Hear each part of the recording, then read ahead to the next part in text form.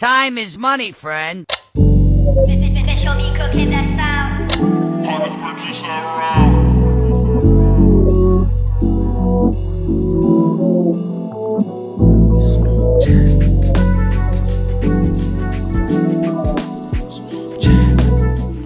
Alright. Welcome to it. This is a Snoopcheck. My name is Dumisani Theletsane. Gaddafi. This is episode number 5, man. And today we'll be talking about truFM, Selekedi FM, as well as Alex FM. I'm not alone. I'm joined by Team Zankel as well as Kabange Pandawe. Kabange Pandawe is a technical producer and a music compiler here at BMH Radio. And Tim is a station manager. He is also a media consultant. Let me welcome these two gentlemen. How are you, gentlemen? Good, excellent to be here. Thank you. Fine, thanks, Gaddafi. How you doing? I'm good. Thank you for honoring me. Thank you for showing up, Tim. I really appreciate it. But It makes it sound like I never show up. Wow. Before we go anywhere, Tim, I'm going to ask you to quickly introduce yourself, take me through your journey, and Kabange is going to do the same as well. He's going to take me through his journey. But I'm going to start with you, Tim. Gaddafi, in a nutshell, community radio started booming in the dawn of democracy with South Africa in 1994. I was in high school, and our local university got a license in 1995 to start broadcasting. And it was the first time in my life that I listened to people of a very similar age, a very similar background, talking about stuff that I enjoyed, playing music that I liked listening to, and it was hyper local. And that's kind of where I was introduced to community radio for the first time. And I thought to myself, if I ever get to go to university, I want to go there.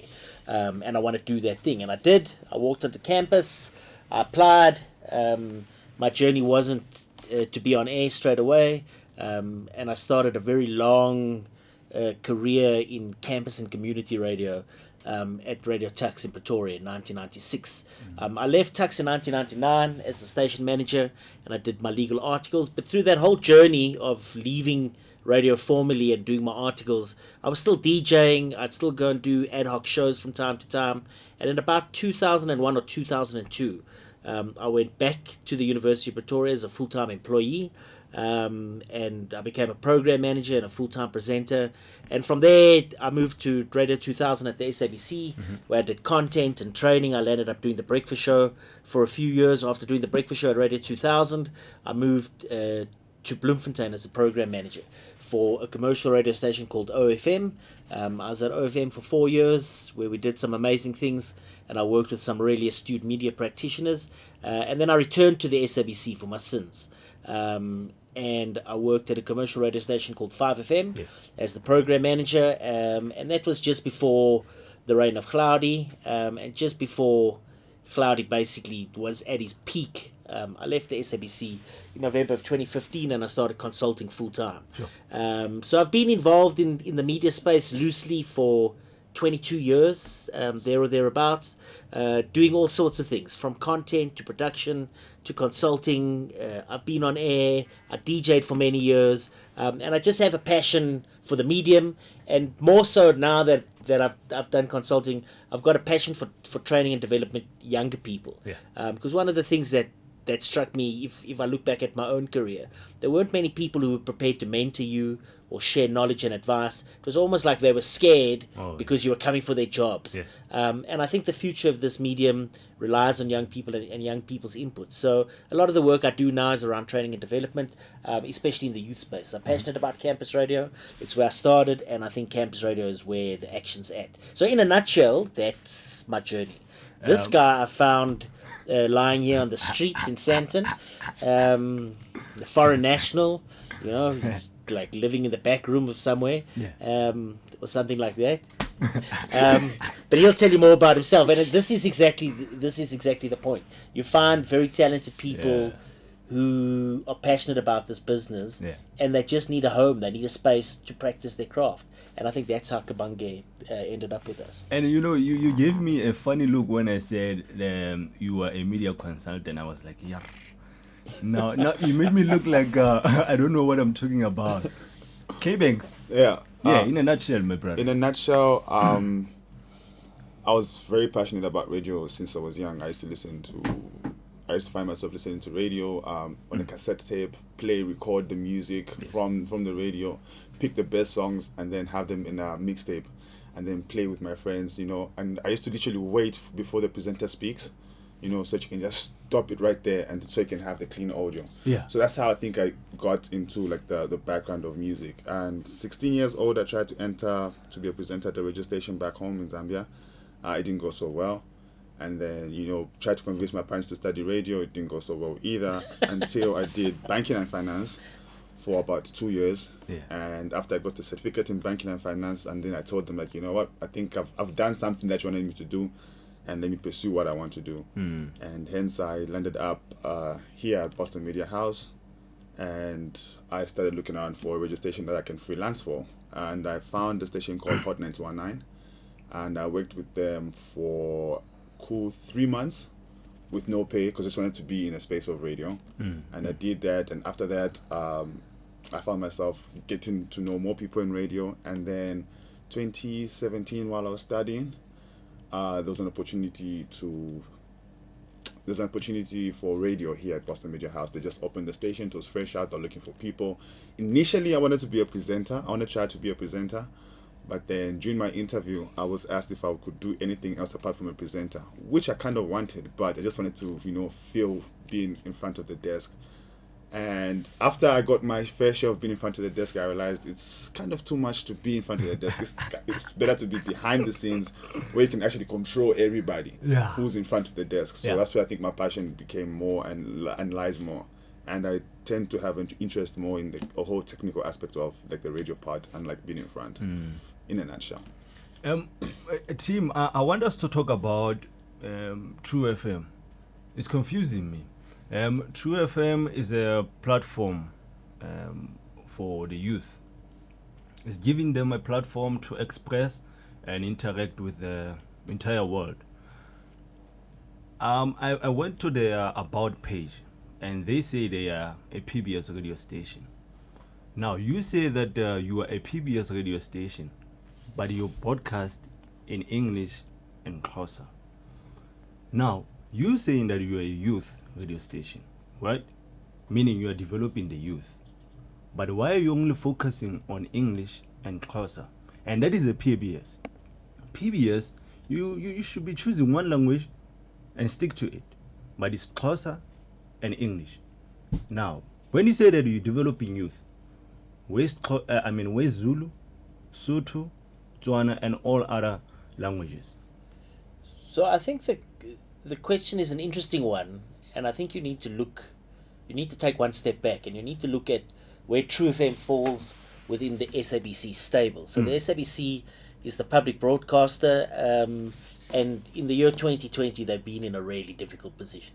I don't think the pandemic has been kind to them, and before that the politics of the SABC have created a vast myriad of problems. truFM is born out of a lot of history and a lot of historical positioning in our country, and I think previously it may have been called CKI or something. It was a Ciscar radio station back in the days of the traditional homelands, which has an apartheid legacy. But the one thing you must remember about truFM is it's regional, so it's based in the Eastern Cape. So truFM isn't available terrestrially, i.e. on FM, for people in Gauteng or KZN or the Free State. It's only available for people in the Eastern Cape. And a lot of South Africa's PBS radio stations are language-based radio stations. So they sometimes refer to them as ALS, African language stations, and that's where you get stations like Ukhozi, Ikwekwezi, Lesedi, each catering for a specific language group. The other thing that you must have a look at when it comes to truFM is that 5FM, which is the SABC's commercial youth station, doesn't have a footprint in the Eastern Cape. Oh. 5FM is a metropolitan station. truFM has got a footprint in the Eastern Cape, a lot of it being rural. So your question about language, what about the other? Yes. What about the other languages? Sesotho, isiZulu, whatever the case may be. The reason they're not covered by truFM is that truFM is regionally based in the Eastern Cape, which is isiXhosa speaking. So that should answer that question. The other thing is that the SABC, in promoting language radio stations, they've got language radio stations in the variety of regions. So you'll have Phala, or you'll have based in Mafeking, you'll have a variety of radio stations there as well. So they can't have a youth radio station and a PBS radio station and. They simply don't have enough infrastructure. So I think truFM within the SABC stable is kind of an anomaly, because it should, in theory, it's more of a commercial radio station, but it fulfills a language mandate and an educational mandate in the Eastern Cape, but they don't really compete in terms of revenue. The concept of public radio in South Africa is also interesting, because across the world, a lot of public radio doesn't make money. They create content, and they look after culture, and they look after language, and they look after nationality, and they do a variety of things. But in the South African context, we also sell public radio to try and fund it. So it's a very interesting model that truFM finds themselves in that they're doing language, they're looking after a little bit of culture, they're doing education, they're trying to be hip and cool by playing cool music, but at the same time, they're also trying to sell a little bit of advertising. Is it a successful model? I think truFM is a really well-run station. I've got a lot of respect for the program manager there, who used to be a music compiler when I was programming at 5FM. His name is Massey. And they do some really cool things. But they're regional, it's regionally based, it's a language station, and they fulfill a certain part of the SABC's mandate. So you have to look at it in the global context of 19 radio stations. They're a really small player for the SABC in comparison to Metro, Lesedi, Ukhozi. Because I was comparing truFM to other community radio stations, the way it's been run. I think it's the same as Alex FM.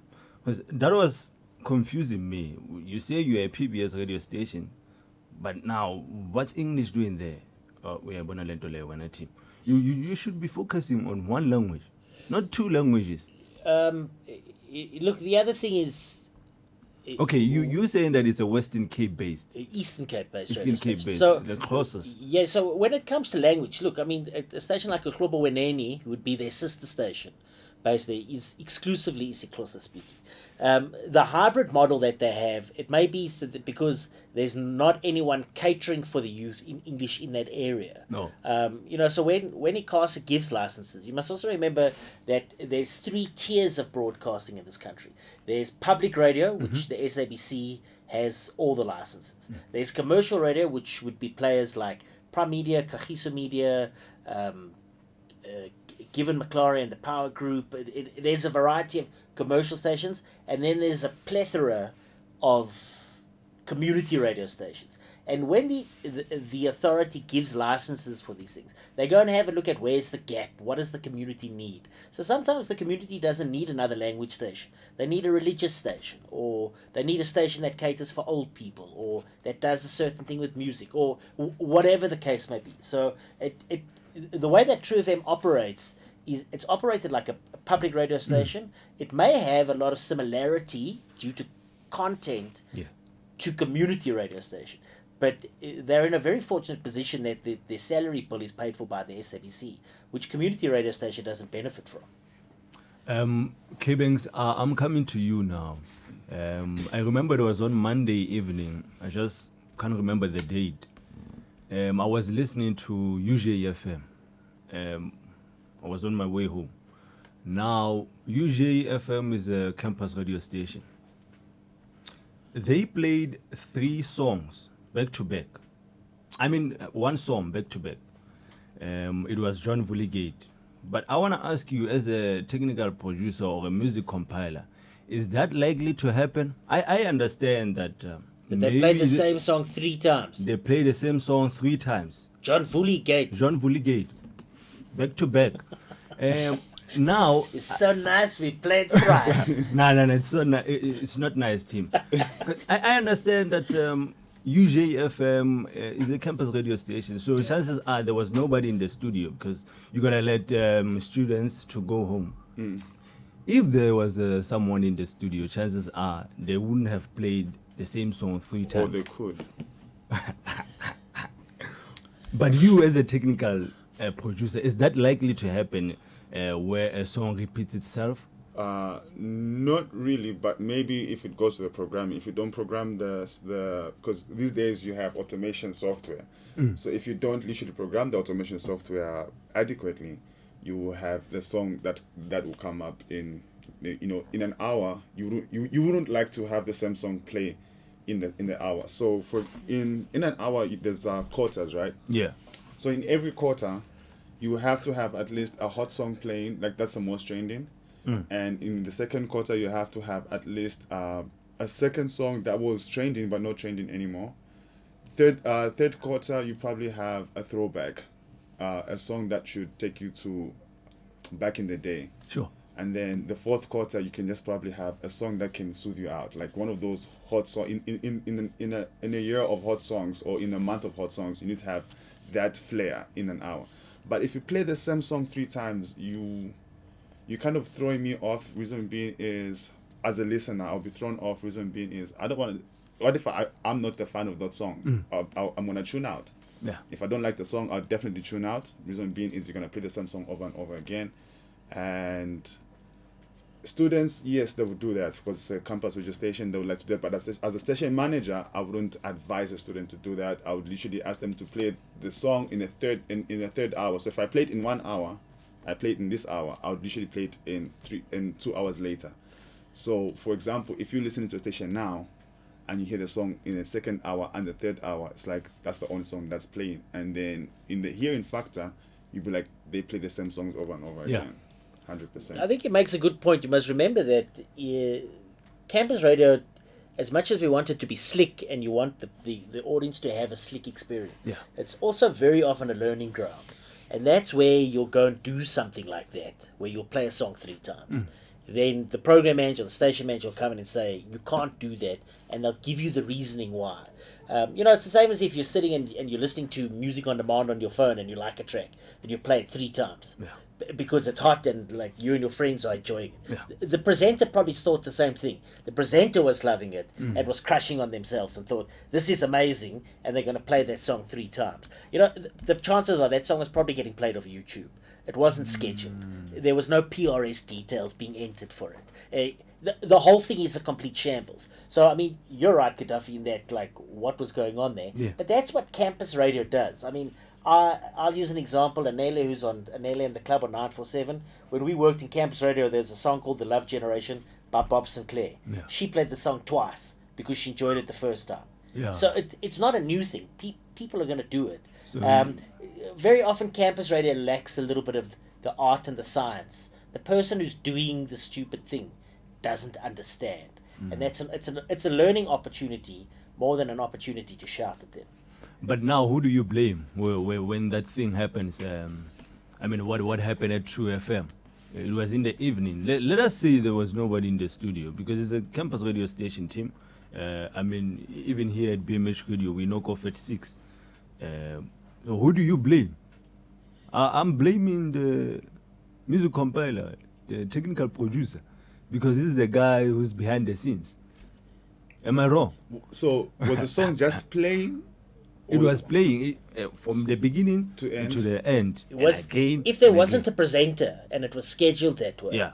then there's a music compiler or a program manager to blame. Yeah. If there was a DJ pushing play, the DJ's to blame. Blame. Yeah, 100%. While we're still on that, the music department, BMH radio presenters have this habit of, Here we go. yeah. Okay, let me put it like this. They think that having a great show is about kickstarting your show with a bubbly song or a nice song. I've seen on the Genesis, because I'll go to the history and go through the songs that have been played. you will see that the presenter dragged the song from the history to the playlist. Why is that? The presenter who came before you played that song, and then when you come after them, you play the same song again. Well, where is that? Well, what triggers that when I came? So, why do they think that having a great show is about having a bubbly song on your track list? Well, like Tim said, like campus radio station is a learning curve. So, in your mind, you want to have the greatest song so that you can have a great show, so that you can feed off the energy with the songs that you as a presenter like, and not as the and not base your show with the content that you have in the show, so that you can add the music and the content, so that you can have it to gel together. So I've literally asked people to come through and get the logs so that they can see the music that they can play in their hour, but I've never wanted to do that. And because they don't know the song that they have, like they don't know the song that's on the playlist, and because they can't relate, they'll prefer picking the song that they know than the song that is literally put out for them. Yeah. And then you find sometimes when they're actually playing the songs that are scheduled for them, they'll come back to you and say, actually, I never knew this song is nice. Exactly. You know what I'm saying? You Because you don't play exactly. So and also it's a learning curve. So you can't shout at somebody, oh, why aren't you playing this music? But it's also preference with what they want to prefer. But in, let's say, a commercial radio station, I don't think a presenter would literally play the song by themselves unless they are like a big DJ. But also they'll only give them like 2 songs as a leeway, fitting the content that they have. But I don't think it's like a hoo-ha. So it's a discipline thing. You want to try a thing. You think you're creating a show around the music and the songs. The music is actually peripheral. As a presenter, you should be creating content for your audience. That's the one thing. Kabange is right. In commercial radio, it's not going to happen. It's far tighter. It's far stricter. There's a lot more at stake. But, I mean, the other thing that you could do is you could lock the system. So you schedule someone 13 songs an hour, and they must play in the following order. 1, 2, 3, 4. Then there's no leeway. There's no freedom. And we at Boston Media House Radio have chosen not to do that. So we don't lock the system. We allow people to be able to drag music as they feel fit. And that's part of the learning and the discipline curve. So some of the really good presenters have realized play the music that's been scheduled because there's been some thought into it. There's a proper structure. There's less repetition. And that then gives you an opportunity as a presenter to feed off the music, but to focus on your content. Remember that if you as a presenter want to choose the music, become a music compiler. Music compiling is a very specialized field, and it's very underrated in the music business. So if you want to be into music, become a music compiler. If you want to create content, become a presenter. And if you want to be a presenter who's playing music, then you're just a DJ. And let me tell you, Spotify, Deezer, Apple, their algorithms are far better than some guy who's pulling his own music. So it's a discipline thing at the end of the day. And those who are going to make it into public radio or to a big community radio station or into commercial radio are disciplined. Really good radio people don't seem like they've got discipline, but they understand how it works and they play by the rules. There's a lady that I work with. Can I just add on? So even if there's a rule structure, you can play around with the rules, not break them necessarily, but feed around, like, how can I put this? So try to mess around within the rules so that you can slightly break the rules, but not actually break the rules, so that you can actually enjoy yourself as well. You see the wisdom that is there. That's why I called these guys. I don't just bring people here. So this is the Snoopcheck. Kabange, guy now. There's a lady that I work with here at BMH Radio. She also works at Massive Metro. Now, there was this time I wanted us to have an organic, a healthy argument, but she off-ramped. I told her, or I asked her, is it possible to work for 2 radio stations at the same time? And I made an example of with 5FM and 94.7. That they push the same propaganda, but they are from different institutions. Now she was like, when you've been jealous of me, man. If you want to apply at Massive Metro, just apply and stop asking me these questions. I was so offended, team. I won't lie to you. Hence, I said I wanted us to have a healthy conversation. But is it possible to work for two different radio stations? And we're not talking about behind the scenes, in front. Because that's like you're confusing your brand or your followers. Which brand are you following? So I think a good example of what you're talking about at the moment is Marawa on 2000 and Metro. Yeah. He's creating content and they're pushing it on two platforms. Who does he belong to? Traditionally, SABC. Marawa used to be on 083 Sport on Metro, and now he's doing both. Sure. I think you've got to talk about scalability. I think the thing you've got to do is you've got to talk about scalability, you've got to talk about regionality, you've got to talk about reach. So if you're the breakfast guy on Metro FM, Metro has got 6 million listeners and it's a national radio station. You can't then go and work for a competitor brand in Cape Town in the afternoon because you're on a national radio station that reaches Cape Town anyway. However, if you are a community guy doing a 12 to 3 show in Johannesburg, why can't you do a 6 to 9 show in Cape Town? Because those are two vastly different audiences in different places. I know of people that broadcast here and that do work in Namibia. They voice track in Namibia.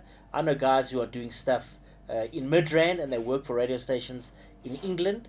When you look at the example that you use, Massive Metro and BMH Radio, the reality of both those radio stations is that they're talented people, but we're online radio stations. Yeah. So we don't aggregate the kind of audiences that traditional FM radio stations aggregate at the moment. So if you, and that's the one thing. The other thing is both platforms have a very strong curve towards learning and development. So I would always say to someone, if you have the opportunity to do more airtime and be involved more, do that. So Kabange works here and he works for Hot 919. Yeah. The exposure he gets here looks like this, and the exposure he gets at Hot 1 looks different. And that makes him a better radio practitioner. It allows him to have skills that when he wants to move into a commercial space or he goes back to Zambia to work for the radio station that didn't give him his first job, he's got more skills than one place could have offered. What would be problematic is if Massive and BMH Radio were competing for the same audience at the same time, and the audience started becoming confused. Who does the presenter belong to? Yeah. So I think it's a scalability thing. How big is the radio station, and does it matter? If Mo Flavor was working on 947 and Metro, I mean that would be problematic. Yeah. But I would almost encourage within commercial radio groups, East Coast Radio, Jacaranda. Let's use another example: Metro 5 and Good Hope at the SABC. If you had a DJ like K-Easy, who used to be on Good Hope, now he's on Good Hope, and he's on Metro. He's got skills, he appeals to both audiences, and you can use him in two different time slots. Why not? You're not fighting with each other, you're utilizing a resource. The resource is getting used more, they're getting a better profile, and the audience are getting the benefit of that thing. Hey, I don't like easy, man. I know of a retro presenter, his name is Kevin Savage. So he does weekends at Hot 919, 12 to 3, somewhere 12 to 3, 12 to 2. Yeah. At the same time, he also has another show in Cape Town. So he broadcasts from here in Johannesburg to the Johannesburg audience, and yet he's in Cape Town, also broadcasts to the Cape Town audience with two different stations, and they have two different formats as well. So if I think the station has a different format, and it's not same target audience, I think maybe you can be allowed to actually work for two radio stations. So the format and the type of a radio station should be taken into consideration. Target audience as well. Absolutely. Oh, okay. I'll tell you that when I was signing contracts in commercial radio, Sure. one of the clauses was if you work for us, you can't work for someone else. But it's commercial radio, so we're about the brand, we're trying to make money, and you had to be based where we were. So if we were in Bloemfontein, you couldn't be working in Bloemfontein and somewhere else, and that was just the nature of we wanted to have our own team. But I think that's a good 5 or 10 years ago. The nature of the business has changed. If I was based in Bloemfontein and I could have someone who's broadcasting 9 to 12 and then they're working for a station in PE 3 to 6, I'd be completely comfortable there. Tim, when it comes to adverts, I don't know how it works. I don't know if adverts would force you to a point where you end up cutting a song and then go to the adverts and then go back to the song. Lesedi FM presenters, they do it. I'm just not sure whether it's Thabo Mokoni or Dikeledi Mageseni. When they realize that the song is gonna throw them off the show clock, they pause a song and then they play the adverts, and then after playing the adverts, they go back to the song.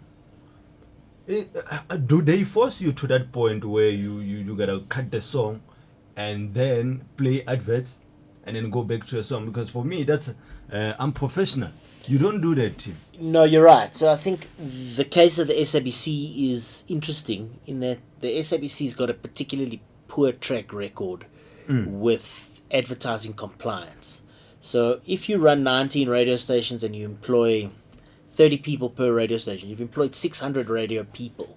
It's very difficult to monitor and control what's going on. And the SABC, because of their reach in the country, are very influential. So if you could basically bribe a DJ on the Lesedi and give him half the money that an advert would cost if you went through the SABC for him to do the advertising for you, there have been known cases of that to happen within the corporation. So what's happened is, it's a discipline issue. So what's happened is the SABCs had to clamp down quite heavily on the ability of having their playout systems to be open to allow for that kind of thing. So what happens is, in their show clocks, if an advertising break is scheduled to play at 10 past, if by 12 past it hasn't been played by the DJ, the system automatically plays it. Oh. So that's why what's happening is these guys are coming, the song's playing, then they're realizing, but the advertising break has to play. Yes. So what I'm going to do is I'm going to play the advertising and I'm going to come back to it. Yeah. But that's happened because they've just had a very poor history of not playing advertising on time. So what happens is, if you let the DJ finish the song, now instead of the advertising break playing at 10 past, DJ is now finishing the song at quarter past and then speak until 18 past, and the advertising only plays at 20 past. It's a full 10 minutes late. But that then pushes the next advertising out further and further and further. So I think the SABC thing is just historical, and it has to do with poor on a discipline, but the listening experience is really poor. If you're playing a song, pausing, playing advertising, and coming back. I listened to one of the very last interviews done with Johnny Clegg on radio on 5FM, and halfway through the interview with Johnny Clegg, at a very poignant part of they were just getting to something really good, an advert started playing automatically, and then they had to cut him, and then they came back to it. It was such a mess. Was it telephonic or? No, he was in studio. Huh. Ridiculous.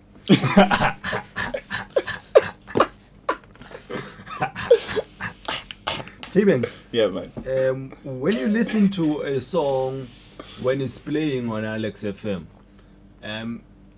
it's not as good as or when it's playing on BMH Radio YFM 94.7 or Kai FM. And reason is that, okay, this is my opinion. I believe that they are not investing in a good or proper sound equipment. When you listen to Kozi FM or Lungana Lonene FM, those are SABC radio stations. And I'm going to bring Alex FM again into the equation. They sound like they are broadcasting in a zinc empty dustbin with an echo. Why are we not investing in a good proper sound equipment? Okay, again, with Alex, I'm not really quite sure, but what I would say, maybe it could not be the music equipment. It could be part of it as well, and also it could be maybe where they're getting the music from. So I mean, like you've noticed, every time someone sends me music via WhatsApp, I usually refuse and say, do not send me music via WhatsApp. Send it to me via email, and make sure it's MP3 or WAV format.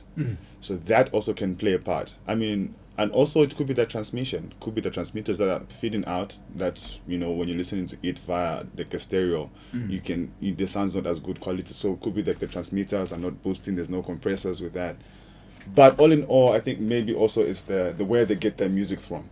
I mean, if you get your music from YouTube and then you download it in an MP3 format, it will be so compressed when it's playing out. It plays very mushy, and it's not proper quality. And then when you send it out, also as you are sending it out, there'll be a lot of compression happening through the waves. So by the time it's reaching your ear, the song literally sounds bad. But it's not only music, man. Even presenters, they sound like they are in an empty zinc. So I think the thing that Kabange refers to is a broadcast value chain. Yeah. So what happens is the audience get the signal right at the end, whether it be on FM, whether it be online, via DSTV audio, or whatever the case may be. So you have to go to the very beginning. It's the room where the equipment is. Yes. It's the kind of equipment. It's the cables between the equipment and the computers. It's the sound card inside the computer. Yeah. It's the microphone. It's the cable from the microphone into the... Everything in the broadcast value chain is important, and the best possible quality and the best possible installation quality is going to ensure the best possible product comes out at the end. The challenge that community radio has is there's a high turnover of staff. So you're constantly training people how to use equipment. There's also a right way and a wrong way to use equipment. That's the first thing. Equipment doesn't last forever, and it's expensive. A lot of broadcast equipment is imported from the States. So you've got rand, dollar, and you've got all these kinds of things.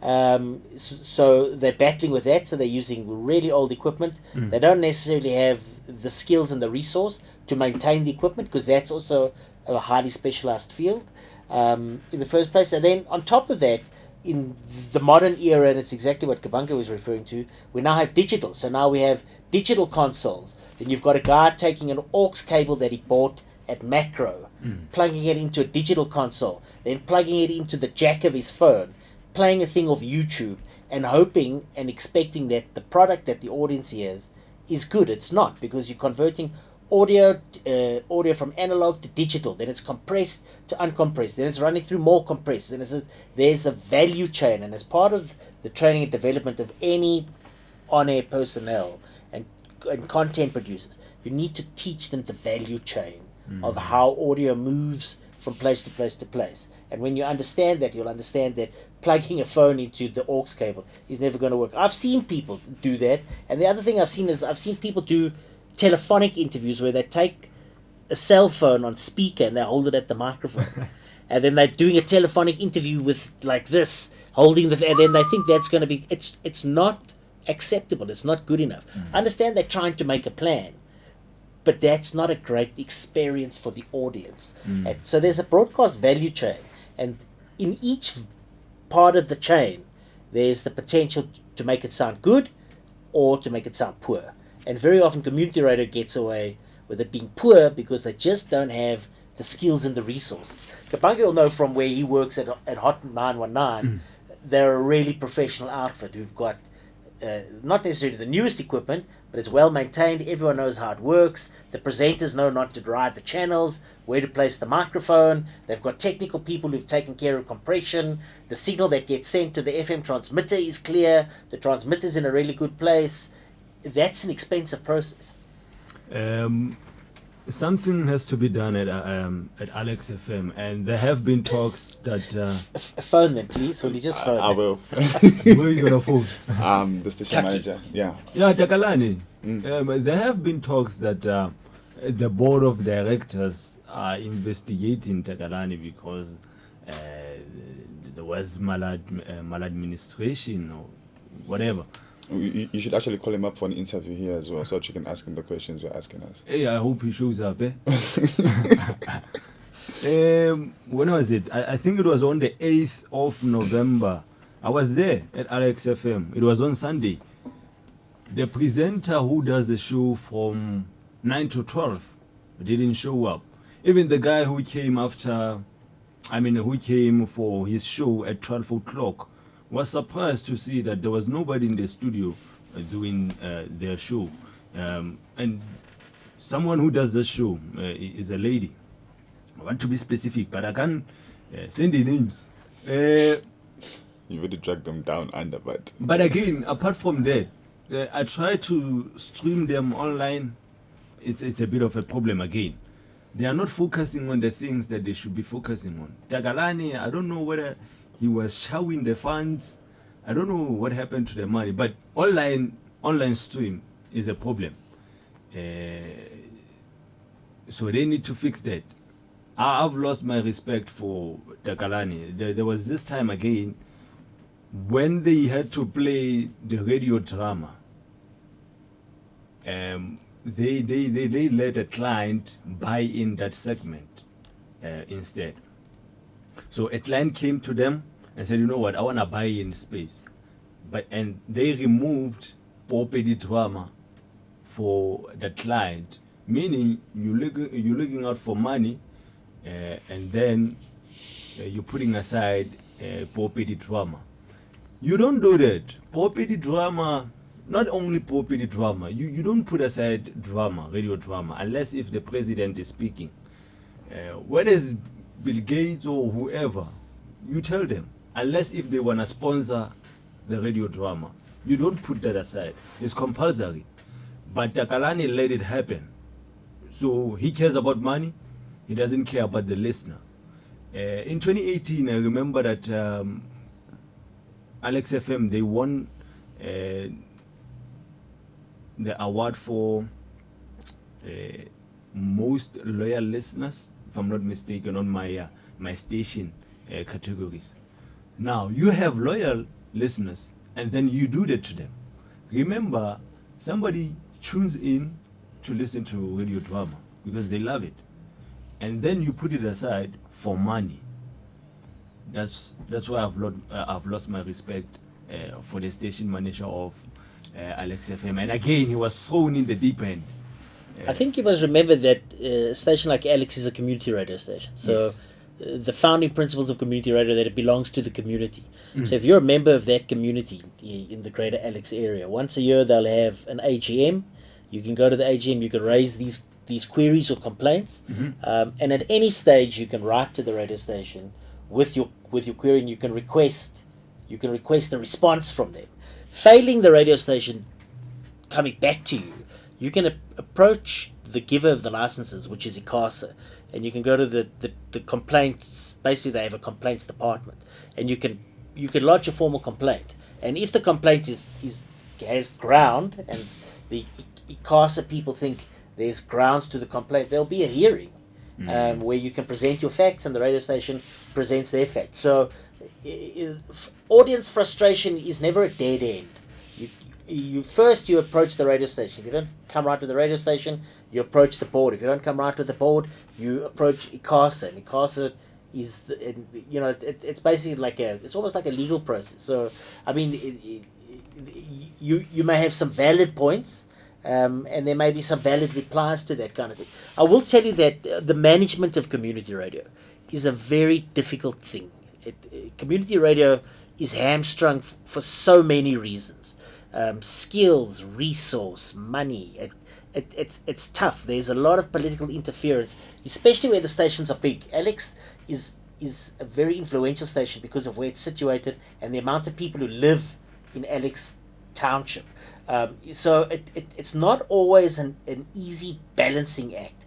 And then the other thing, and it's a personal thing that I have with community radio, there are what I refer to as charlatans. They come in, they run these things for their own gain. So they take 100 Rand from an advertiser, the radio station takes 20 Rand, and them and their friends take 80 Rand and they split it up. So they run these things like private businesses when they're not private business. Either they're Section 21s and they should be run to the benefit of the community, and any profit that comes at the end should be plowed back into the community. But as with all things, when money's involved, it does become complicated. And I'm not saying that's what's happening at Alex at all, but community radio does have a particularly bad history where there's been a lot of abuse from a financial perspective. And it's tough. Management of community radio stations is a very difficult thing. Thank you so much, team. Thank you, Kabange. Pandawe. That was Snoopcheck, episode number 5, man. Thank you so much from these two lovely gentlemen. But a quick one before we wrap up. How long should an interview be between a presenter and a guest? Tops 5 minutes. 5 minutes? It needs to be as long as it needs to be. As long as you can entertain the audience, you can engage them, and you can keep it interesting. If it's 5 minutes and you can do that, if you can do it for 45 minutes and the audience doesn't leave, do that. Even for an hour. It must be entertaining, it must be engaging, and it must be interesting. If the audience doesn't leave, do what you need to do. We're enough 5 minutes noodle. All right. Cool.